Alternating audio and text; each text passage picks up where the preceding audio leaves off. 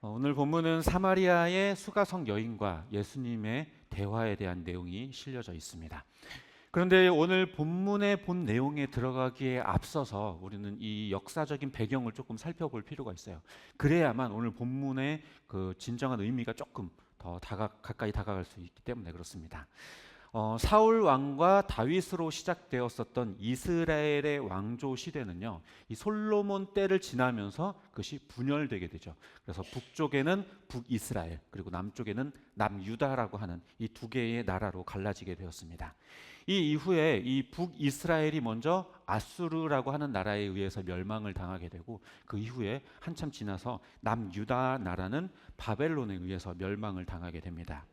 그런데 이 아수르와 바벨론 이 두 제국의 통치 방식이 조금 달랐는데, 이 바벨론의 같은 경우에는 이 유대 민족의 그런 문화나 종교를 어느 정도는 좀 수용해주는, 그리고 존중해주는 그런 편이었는데, 아수르라고 하는 나라는 이 북이스라엘 사람들을 그 민족성을 말살하기 위해서 혼혈 정책을 펼쳤습니다. 그래서 이 북이스라엘 사람들은 다른 이방 사람들과 어쩔 수 없이 피가 섞일 수밖에 없게 되었죠. 이들이 바로 후에 그 사마리아 사람들입니다.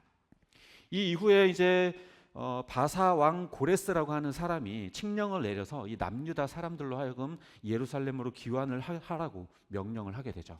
그래서 그들이 예루살렘에 돌아와서 성전과 성벽을 재건하는데 이 사마리아 사람들도 함께 하고 싶었어요.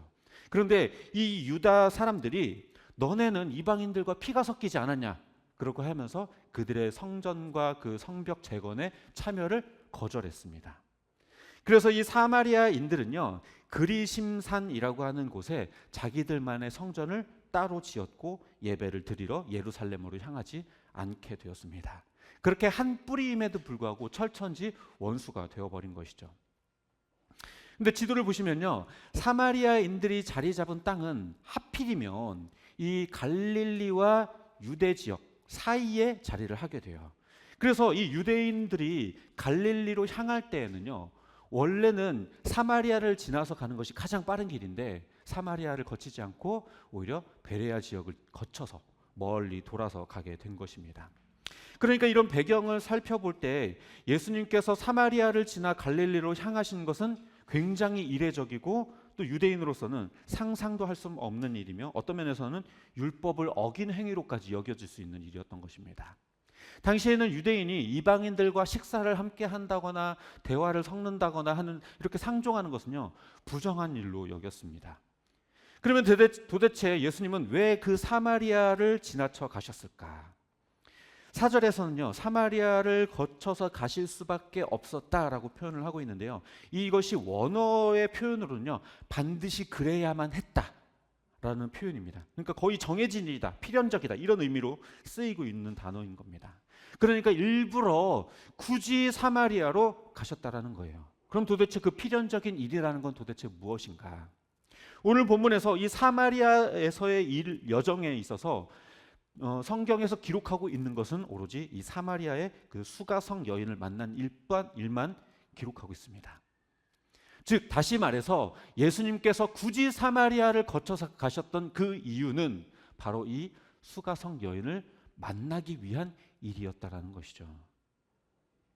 그런데 이것도요, 유대인 남성에게는 있을 수가 없는 일입니다. 유대 남성이 다른 이방 여인과 함께 대화를 나눈다라는 것은요, 당시로서는 상상도 할 수 없는 일입니다.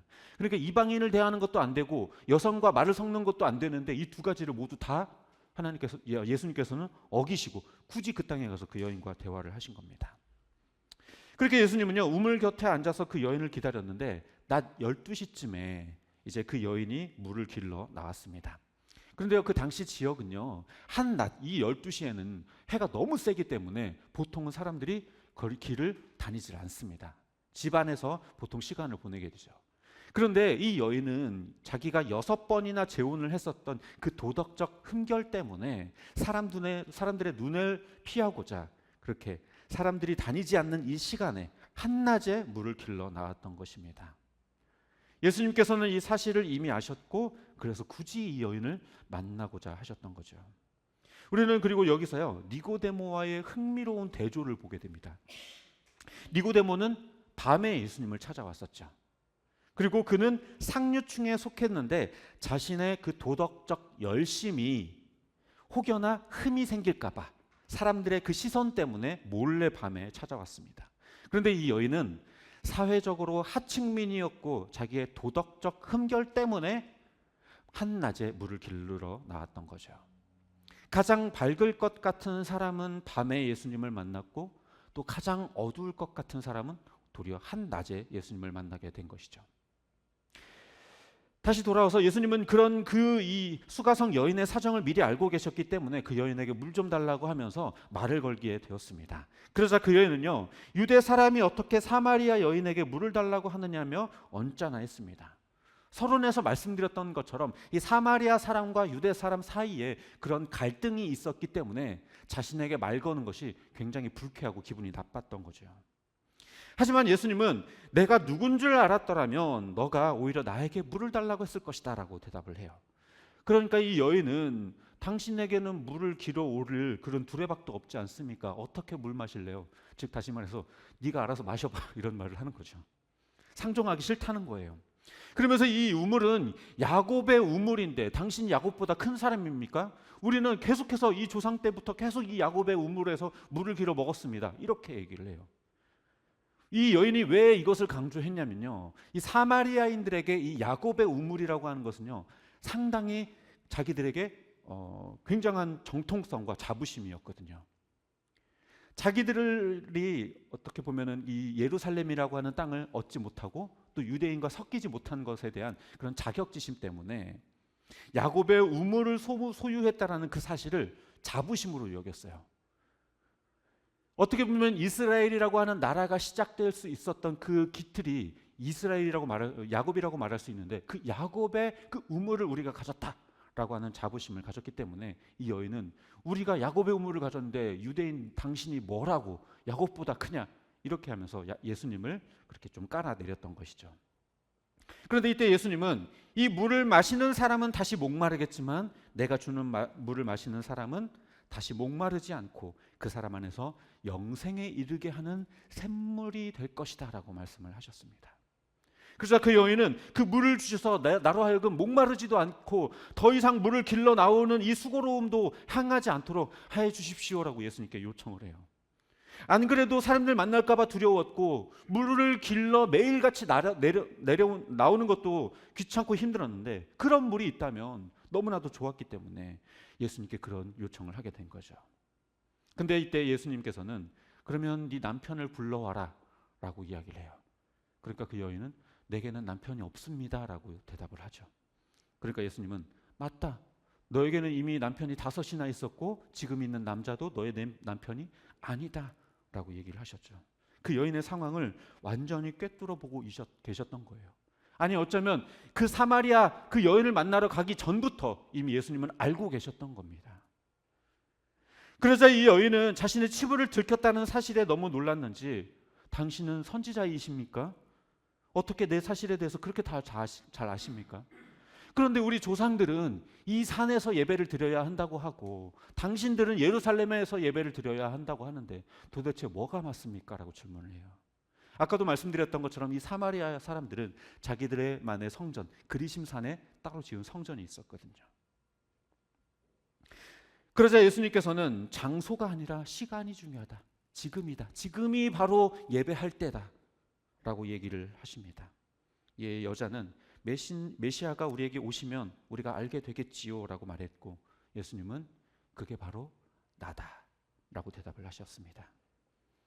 예수님께서 이렇게 말씀하셨던 것은요, 하나님을 예배하는 것에서 정말 중요한 요소는 성전 건물이 아니라는 얘기를 하고 싶으셨던 거예요.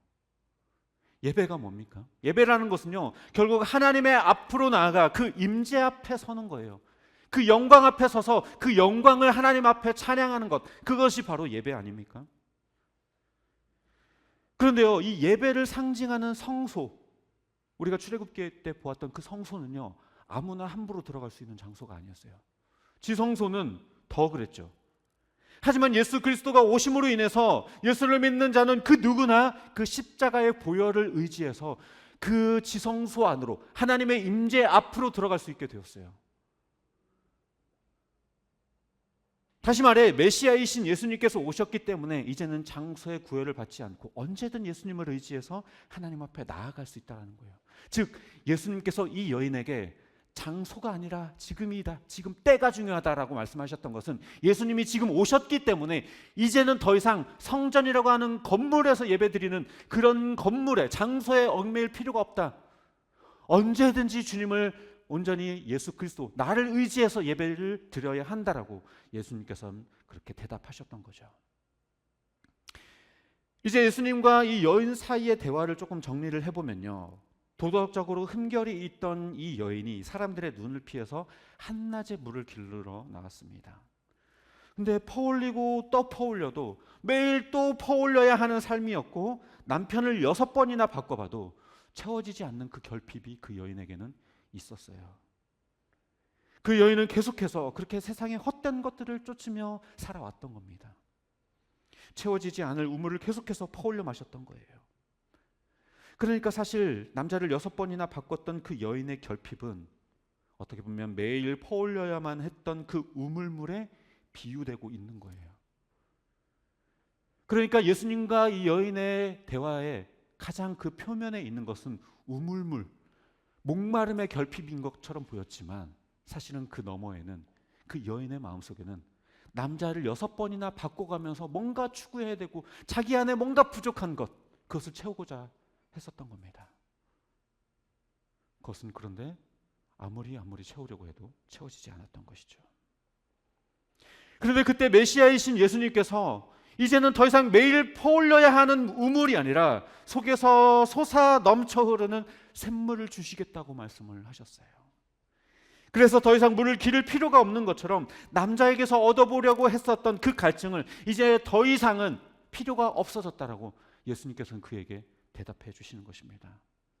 예수 그리스도를 믿음으로 하나님의 임재 앞으로 나아가 그 은혜를 풍성히 누리는 그 영적인 만족감을 그 여인에게 선물로 주신 것입니다. 말씀을 정리합니다. 수가성 여인은 날마다 채워지지 않는 갈증 때문에 사람들이 뜸한 그 시간에 우물물을 길러 나왔어요. 그 우물물은 아무리 퍼올리고 또 퍼올려도 그 여인 마음에 있는 갈증을 해결해 주지 못했습니다. 그러나 그 여인의 갈증을 해결해 준 건 바로 예수 그리스도께서 주신 샘물이었어요. 구약의 제사를 한번 생각해 봅시다. 죄를 지을 때마다 반복해서 그걸 행해야 했어요. 하지만 그건요, 본질적인 우리의 죄성을 해결해내지 못했고 우리의 죄의 문제를 본질적으로 해결해내지 못했어요. 그런데 예수님께서 단 한 번의 제사로 자기 생명을 드리심으로 예수님은 우리의 죄를 본질적으로 해결해내셨어요.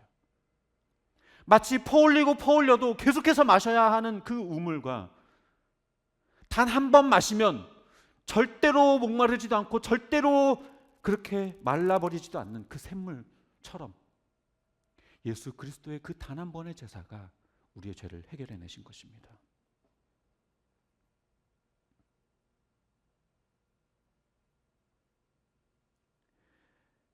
그러니까 우물물을 길어 올리는 이 여인의 모습은요, 어떻게 보면 이 여인의 개인적인 결핍을 드러내는 메타포이기도 하지만 구약 제사의 한계를 보여주는 메타포이기도 합니다.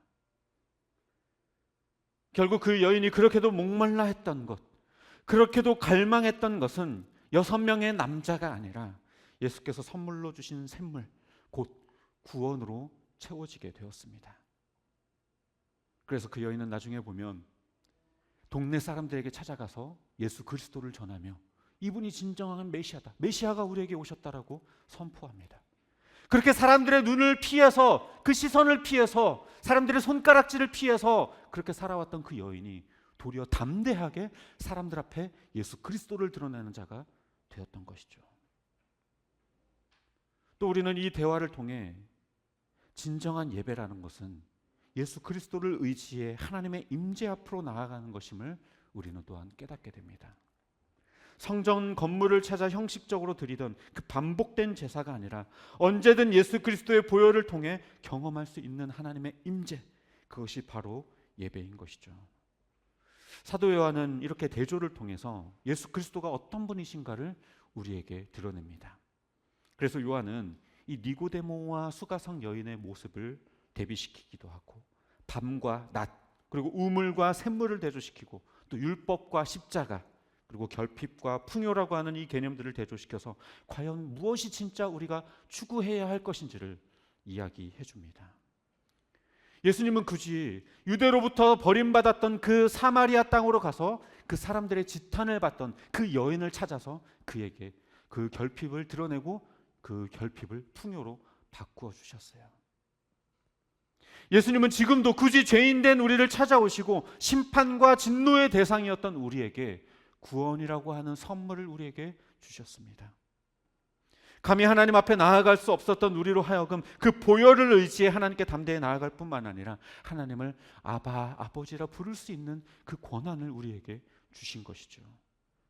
우리의 죄를 짊어지고 자기 목숨을 버려 매일 우물을 길어 올리는 그 수고를 해야 했던 우리 삶 가운데에 은혜의 그 샘솟는 샘물을 우리에게 주신 것입니다.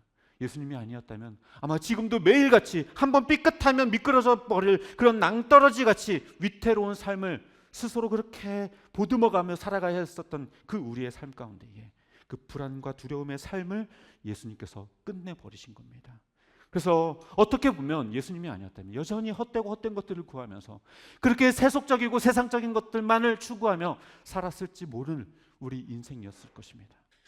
그러나 예수 그리스도께서 우리에게 찾아오셔서 우리 안에 샘솟는 샘물을 우리에게 허락해 주시고 매일같이 그렇게 반복해야만 했었던 우물물 길어오르기, 그 제사, 제물이 아니라 단 한 번의 십자가의 제사로 우리에게 그 구원의 선물을 내어주신 것입니다. 바라기는 예수님이 우리의 진정한 결핍을 풍요로 바꾸시고 본질적인 죄의 문제를 해결하는 분이심을 믿고 우물을 길어 올려야 하는 인생이 아니라 은혜의 샘물이 늘 넘쳐 흐르는 저와 여러분 되시기를 주님의 이름으로 축복합니다.